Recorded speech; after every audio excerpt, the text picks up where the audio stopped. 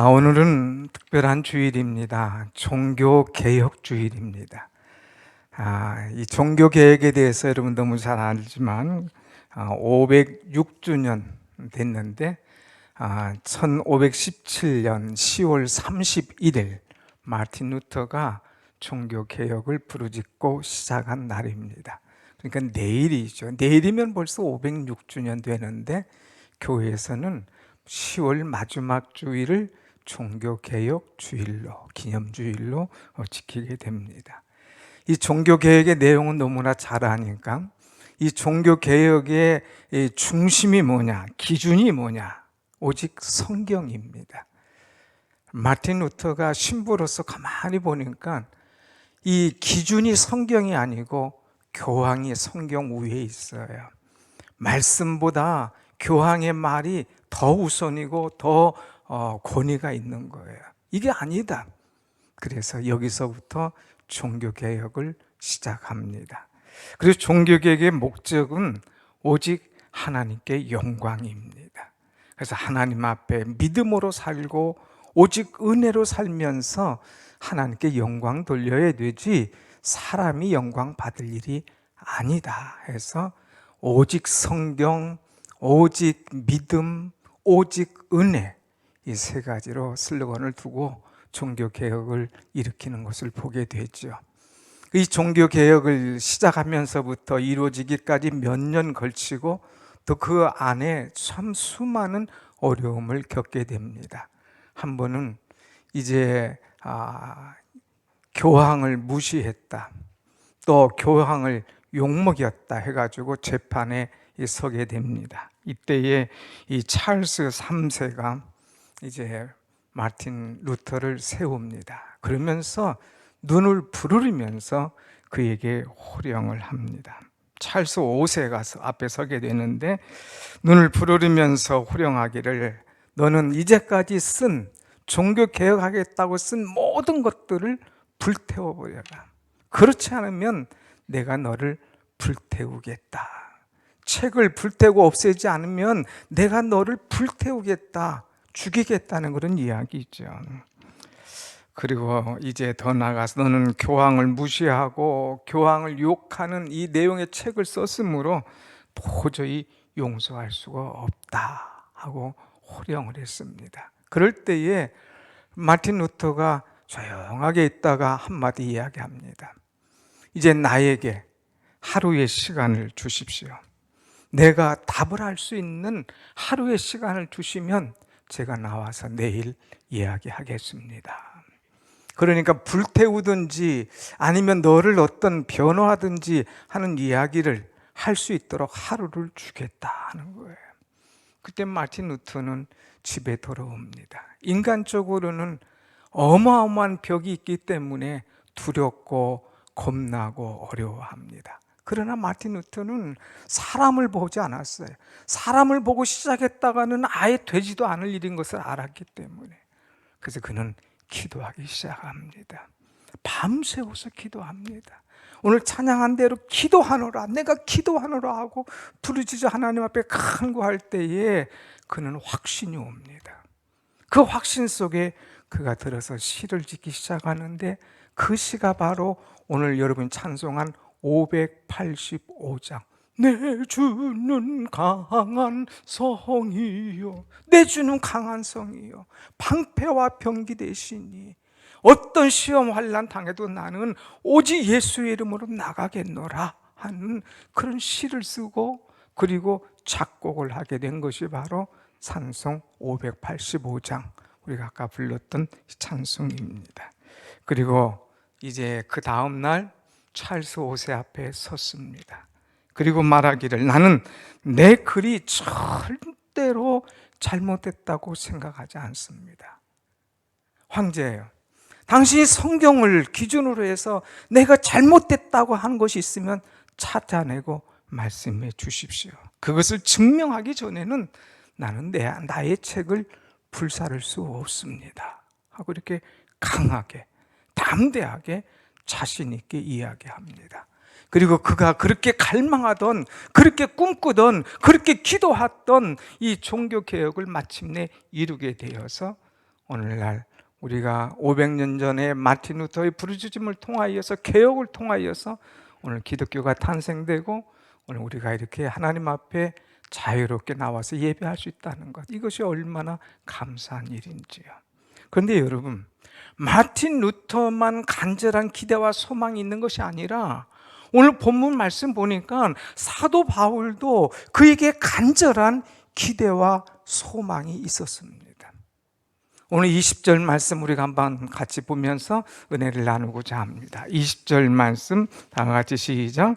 나의 간절한 기대와 소망을 따라 아무 일에든지 부끄럽지 아니하고 지금도 전과 같이 온전히 담대하여 살든지 죽든지 내 몸에서 그리스도가 존귀하게 되려 하려 하나니. 이 사도 바울은 간절한 기대와 소망이 있었다고 이렇게 표현을 하게 됩니다. 여러분, 간절한 기대라고 하는 것을 이제 쉽게 표현한다면 목을 쭉 빼서 뭔가를 아주 기다리는 그런 열망을 이야기합니다.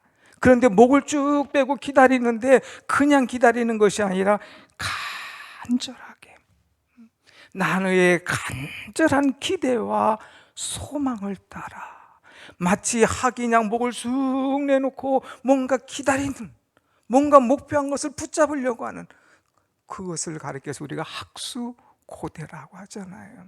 뭔가 간절하게 기다리는. 다시 말해서 이 간절하다는 것은 자기를 붙잡고 있는, 이래 온전히 사로잡고 있는 상태를 이야기하는데, 이 바울은 하늘의 이 소망, 주님께서 나를 통하 이루시려고 하는 그 기대, 나는 이것을 저버릴 수 없노라. 주님이 나를 향한 기대, 내가 주님을 향한 그 기대, 그리고 소망을 나는 이루길 원하노라 하면서 그 신앙을 표현하는 그런 말씀을 주고 있습니다. 사랑하는 여러분, 오늘 여러분에게 있어서 간절한 기대와 소망은 무엇입니까? 사람들은 다 이 소망이 있고 기대가 있잖아요. 오늘 나이가 가지고 있는 간절한 이 기대와 소망이 뭐냐 이거예요. 이 간절하다고 한 거 보니까 뭔가 내가 이거 붙잡지 아니하고는, 내가 이거 이루지 않고는 잠을 잘 수 없노라. 내가 이것을 얻고 이것을 목표한 것을 이루기 전에는 내가 손을 놓지 않겠노라 하는 이런 결심, 그 간절함 아닙니까? 오늘 사람들의 간절함은 보통 한 몇 가지로 이렇게 거의 공통된 것이 있어요. 이제 자기가 살면서 여러 가지 환경이 어렵고 삶이 피폐해져 갑니다. 그럴 때에 나의 간절한 기대, 그건 다른 거 없어. 나도 다른 사람처럼 이제 어려운 시기가 빨리 지나가고 행복을 맛보고 행복한 가정을 좀 이뤘으면 좋겠어 하는 것이 간절한 기대예요. 또 어떤 사람은 사업적으로 굉장히 어렵잖아요. 이 시대가 굉장히 어려운 시대 아닙니까? 그러니까 이 어려운 시대를 지나서 빨리 좀 이 금전 문제가 해결이 되고 사업적으로 일어섰으면 좋겠다 하는 것이 간절한 기대와 소망일 수도 있습니다. 어떤 사람은 건강이 안 좋아서 병원에 있으면서 여러 가지 힘들고 어려운 시기를 지나면서 내가 빨리 어려운 시기를 지나가고 건강하여서 하나님의 전에 나가서 예배했으면 좋겠다 하는 이 간절한 소망이 있는 사람도 있을 거예요. 또 어떤 분은 인간관계가 막혀 있습니다. 내 생각지도 않은 오해와 문제로 인해서 인간관계가 막혀 있을 때에 이거 빨리 풀어지고 해결되어서 좀 원만하게 평안하게 서로 만나고 축복하며 은혜의 삶을 살았으면 좋겠다 하는 간절한 기대가 있죠. 이것은 다 사람들의 평범한 이 간절한 기대입니다. 그런데 오늘 사도 바울이 가진 간절한 기대는 이런 일반적인 것이 아니라 좀 특별한 간절한 기대와 소망인 거예요. 우리가 볼 때는 아무것도 아닌 것 같지만 그는 간절한 기대와 꿈이 있었습니다. 사도 바울은 지금 이 빌립보서를 어디서 썼다고 그랬습니까? 옥중에서 썼다고 그랬어요. 아무 잘못 없이 복음 전하다가 예수님 증거하다가 그는 옥에 들어갔습니다. 옥에 들어간 사람의 기대와 소망은 뭡니까? 빨리 문제가 해결돼서 내가 석방되는 것. 너는 아무 잘못 없노라. 딱 재판받고 깨끗하게 나오는 것. 아니면 하나님의 강력한 역사가 일어나서 막 지진이 나든지 옥문이 열리든지 좀 나오기를 원하는 것이 간절한 기대와 소망 아니겠어요? 그런데 사도 바울의 간절한 기대와 소망은 그런 게 아닙니다. 옥에서 빨리 나갔으면, 이 추운 옥에 있다 보니까 자꾸 몸이 병들고 아픈데 내가 빨리 나았으면, 그것이 간절한 기대와 소망이 아니라 새로운 도전을 주는 말씀을 우리에게 주고 있습니다. 오늘 우리는 사도 바울의 간절한 기대와 소망을 보면서 우리 성도들이 가져야 될 간절한 기대와 소망이 어떤 것이 되어야 되겠느냐. 믿음이 있는 사람이라면 적어도 이런 기대와 소망이 있고 그런 기준으로 살아가야 되지 않겠느냐 하는 말씀으로 은혜를 나누려고 합니다. 첫째는 오늘 말씀 보면 사도 바울이 나의 간절한 기대와 소망은 아무 일에든지 부끄럽지 아니하며 하는 말씀을 주고 있습니다. 우리 한번 다 같이 다시 한번 20절 말씀 보겠습니다. 20절 시작. 나의 간절한 기대와 소망을 따라 아무 일에든지 부끄러워하지 아니하고 그랬어요. 나는 이제부터는, 나는 옥중에 비록 있지만 어떤 일이든 어떤 사람이든 어떤 문제든 나는 부끄럽지 않는 그런 삶을 살기를 원한다 하는 그런 목적, 그런 꿈이 그에게 있었다고 하는 거예요. 그는 지금 재판을 받고 이제 아직 끝나지 않은 이 미결수입니다. 어떤 재판 결과가 나올지 알 수가 없어요. 심지어 내가 살는지 죽을는지 어떤 결과가 나올는지 알 수가 없습니다. 그러나 나는 어떤 결과가 나오든지 나는 모든 일에 부끄러움 당하지 않는 그런 삶을 살기를 원하노라. 제발 살려주세요. 한 번만 살려주세요. 이게 아니라 당당하게 부끄럽지 않는 그런 삶을 살기를 원한다고 하는 그런 모습을 우리에게 보여주고 있습니다. 이 바울은 당당하게 살았어요. 사람 앞에서, 하나님 앞에서 떳떳하게 살았습니다. 영적인 싸움을 잘 싸워서 이겼고 믿음을 지켰기 때문에 주님 앞에 서는 것이 부끄럽지 않을 것이라고 생각했습니다. 오직 상 주시는 이 신은 하나님이신 것을 믿고 믿음으로 강하게 담대하게 나갔습니다. 그러면서도 더 기도하기를, 하나님, 내가 이 옥중에 있다고 혹시 마음이 약해져서 병이 든다고 내가 혹시라도 그냥 이 비에 약해져서 내가 다른 것을 얻기 위해서 구걸하거나 이제 신앙을 놓치지 않고 비굴해지지 않게 하여 주옵소서. 하나님, 나는 부끄럽지 않게, 나에게 아무래든지 부끄럽지 않게 하나님 앞에, 사람들 앞에, 친구들 앞에, 교우들 앞에 설 수 있는 내가 되게 해달라고 기도하는 그런 모습을 우리는 보게 되죠. 다시 말해서 뭡니까? 나는 양심에 부끄럽지 않은 그런 삶을 살기를 원하노라. 나는 신앙인으로서 신앙에 부끄럽지 않는 그런 삶을 살기를 원합니다 하는 그의 간절한 기도라고 볼 수가 있습니다. 사도 바울이 이전에는 자기가 살아온 거 보니까 얼마나 부끄러운지 몰라요. 좀 배웠다고, 좀 안다고, 좀 집안 좋다고 다른 사람을 낮게 보고, 심지어는 예수 믿는 사람 잡고 핍박하고 죽이는 일에 제일 앞장섰던 그 사람, 돌아보니까 그것이 얼마나 부끄러운지 몰라요. 그래서 하나님 앞에 다 이제 회개하고, 이제 나는 다시는 이런 부끄러운 일을 하지 않겠노라. 하나님 앞에, 성도들 앞에, 교회 앞에, 이웃 앞에, 심지어는 나 자신이 볼 때도 나는 부끄럽지 않기를 소원합니다 하는 이런 기도를 하는 것을 보게 됩니다. 사랑하는 여러분, 우리는 부끄럽지 않은 신앙생활을 할 때에 나도 떳떳하고 하나님께서도 나를 보실 때 기뻐하실 줄로 믿습니다. 아멘. 그래서 디모데후서 2장 15절 말씀 보면 사도 바울이 디모데에게 이제 말씀을 줍니다. 그를 이제 믿음의 참 아들로 세워서 목회자로 만들어 가지 않습니까? 그럴 때에 이제 디모데를 가르쳐서, 디모데야, 너는 부끄러울 것이 없는 일꾼이 되어서 참된 것을 증거하며 하나님의 나라를 전파하라, 이렇게 말씀하고 있어요. 지도자는 부끄러울 것이 없는 사람이 되어야 된다. 목회자는 하나님 앞에 부끄러울 것이 없어야 되고, 교회 앞에 부끄러울 것이 없어야 되고, 성도 앞에 부끄러울 것이 없어야 된다. 하나라도 부끄러운 것이 있으면 네가 추진력 있게 목회를 할 수 없단다.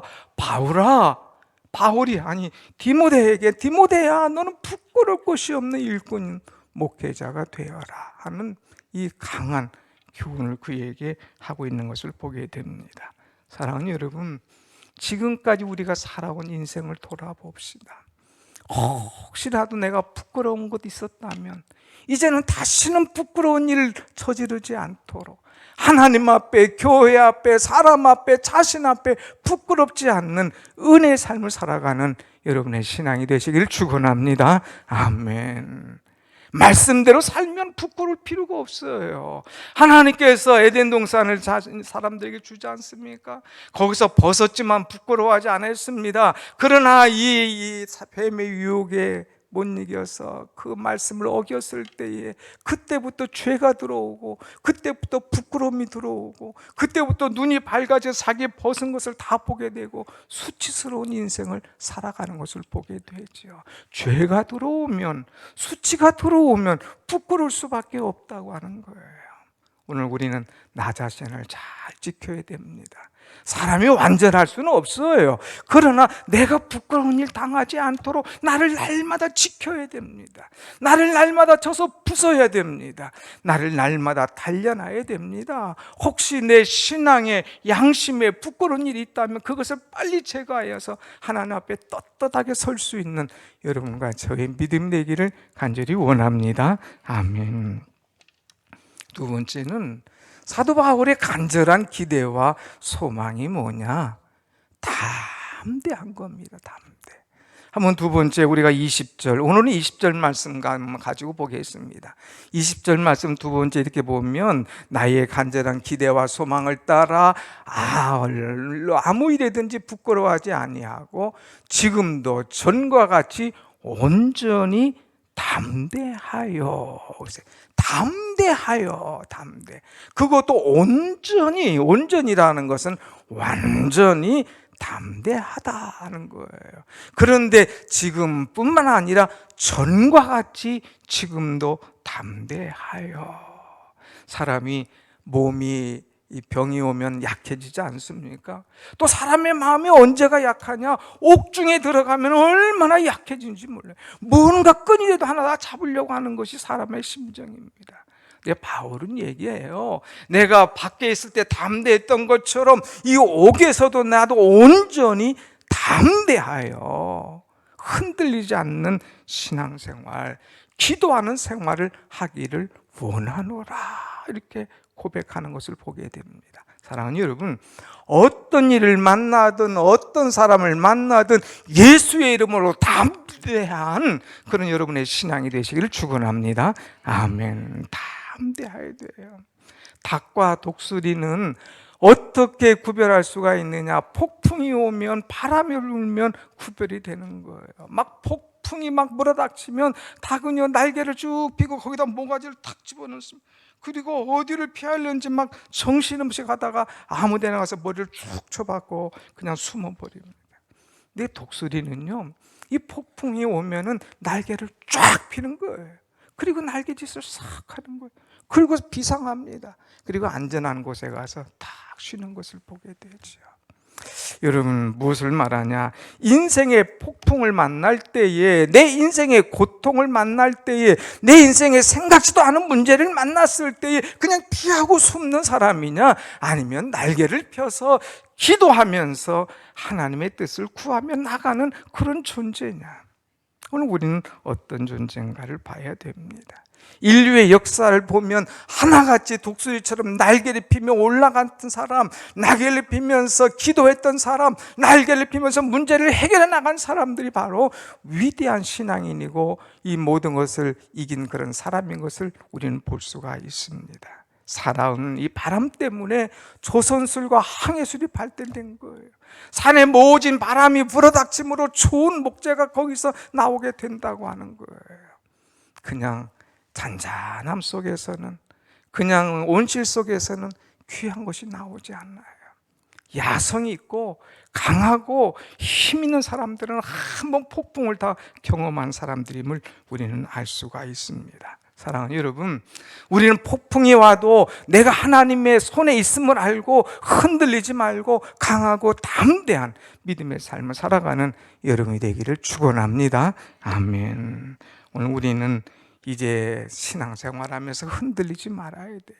누가 나를 건드려도 넘어지지 말아야 돼요. 누가 나를 흔들어도 거기에 우리가 유혹받아서는 안 되는 거예요. 담대하게, 누가 나를 건드냐, 내가 뭔데 나를 힘들게 하느냐 하면서 우리가 담대히 나갈 때에 싸워서 승리할 수 있는 거예요. 신앙의 위인들 보세요. 전부 다 담대히 있지 않습니까? 홍해 앞에선 모세 보세요. 사람들은 원망하고 불평하고 금방 딴소리 하지만 모세는 하나님을 딱 바라보며 담대했습니다. 골리앗 앞에서 모든 사람이 낙심하고 주저앉고 막 어쩔 줄 몰라 했지만, 그러나 다윗은 담대하게 나갔어요. 너는 칼과 창과 검으로 나오지만 나는 만군의 하나님 여호와 이름으로 나가노라 하면서 담대하게 나가서 이 물맷돌 5개로 그의 머리를, 그가 넘어질 수밖에 없는 그런 환경에 처하게 되는 것을 우리는 보게 됩니다. 이 담대함. 여러분, 이 담대함 하면 또 누굽니까? 이번 주부터 다니엘 기도하지만 이 다니엘은 얼마나 담대했는지 몰라요. 그가 사람들의 조롱과 사람들의 시기 속에 이들을 이제 이 다니엘을 잡으려고 계획을 세우지 않습니까? 왕이여, 왕 외에 다른 것에 기도하는 사람이 있으면 그 사람을 잡으십시오. 이제 그리고 도장을 찍습니다. 기도한 왕 외에 다른 사람에게 기도하면 사자굴 속에 넣을 것을 알면서도 이 다니엘은 이 어인이, 왕의 도장이 이 문서에 딱 찍힌 것을 알면서도 전에 하던 대로 하루에 3번씩 예루살렘을 향하여 창을 열고 무릎을 꿇고 감사하며 기도하더라 그랬어요. 전에 하던 대로 담대하게 기도하는 사람. 그래서 사람들의 고소를 받고 사자굴 속에 들어갔지만 그가 사자의 밥이 됩니까? 살아나잖아요. 오히려 그를 모함했던 사람들 굴 속에 집어넣을 때 다 이 굴 속에 닿기도 전에 그냥 그 인생이 끝난 것을 우리는 말씀을 통해서 잘 알지 않습니까? 사랑하는 여러분, 어떤 문제가 와도 흔들리지 마세요. 예수님 우리에게 말씀하십니다. 너희가 세상에서 환난을 당하나 담대하라, 내가 세상을 이겨노라 말씀하세요. 예수님께서 이미 이겨놓으신 거예요. 우리 이겨놓으신 길 가기만 하면 되는 거예요. 이미 홍해 갈라졌어요. 갈라진 길 우리는 걸어가기만 하면 되는 거예요. 자꾸 주눅 들지 말고 무서워하지 말고 힘들어하지 말고 예수 바라보면서 우리는 담대함으로 나갈 때에 주님이 우리 편이 되어주시어서 우리와 함께 싸워주시고 이기게 하실 줄로 믿습니다. 아멘. 이 3번째는 이 바울의 간절한 기대와 소망이 뭐냐? 그는 자기 이름이 드러나길 원하지 않았어요. 어찌든지 내가 혹시 살아서 나갈지라도, 아니 혹시 내가 여기서 죽을지라도, 살든지 죽든지 나를 통하여서 그리스도의 이름만 존귀되길 원하노라 하는 것이 그의 소망이고 꿈이었습니다. 우리 한번 20절 말씀 맨 마지막을 한번 보겠습니다. 맨 마지막, 살든지, 시작. 살든지 죽든지 내 몸에서 그리스도가 존귀하게 되게 하려 하나니. 살든지 죽든지, 지금 재판받아서 사형이 나올는지, 지금 재판받았는데 아무 죄 없다 하고 풀려날는지 나는 알 수 없어. 그러나 나는 그것 관심 없어. 그것보다도 살든지 죽든지 내 몸에서 그리스도가 존귀되기 원하는 것, 나는 그것밖에 없어. 그리스도만을 존귀하게 되길 원한다 하는 이 소망을 갖고 있다고 하는 거예요. 존귀하게 된다고 하는 것은 위대하게 된다는 거예요. 존귀하게 된다는 것은 주님만 존중받으면 된다고 하는 거예요. 나는 땅에 떨어져도 광채하나, 나는 이제 혹시라도 재판받고 이제 죽음에 와도 괜찮아, 나는 우리 주님만 존귀되면 나는 아무 이상 없어 하는 이 간절한 그 마음이 그의 속에 있는 것을 보게 되죠. 사랑하는 여러분, 사도 바울의 중심에 누가 있습니까? 우린 지난주 빌립보서 1장 첫 시간에 예수 그리스도의 심장으로 하는 그런 메시지를 봤잖아요. 사도 바울은 뭘 해도 중심이 예수 그리스도예요. 내가 너희를 사랑한다. 예수 그리스도의 심장으로 사랑한다. 내가 너희에게 편지 쓰노라. 예수 그리스도의 심장으로 편지 쓴다. 내가 너희를 생각한다. 예수 그리스도의 심장으로 생각한다. 모든 것이 예수 그리스도가 그의 심장, 예수 그리스도의 중심으로 살아가는 모습을 볼 수가 있습니다. 그에게 모든 것은 예수예요. 예수님만 영광 받으시면 돼요. 예수님만 존귀함 얻으시면 되는 거예요. 예수의 이름만 높이면 되는 거예요. 오늘 여러분 어떻게 사십니까? 우리는 하루를 살면서, 하루를 마치면서 예수의 이름만 영광 돌리고 존귀하게 돌릴 수 있는 여러분의 아름다운 신앙이 되기를 축원합니다. 아멘.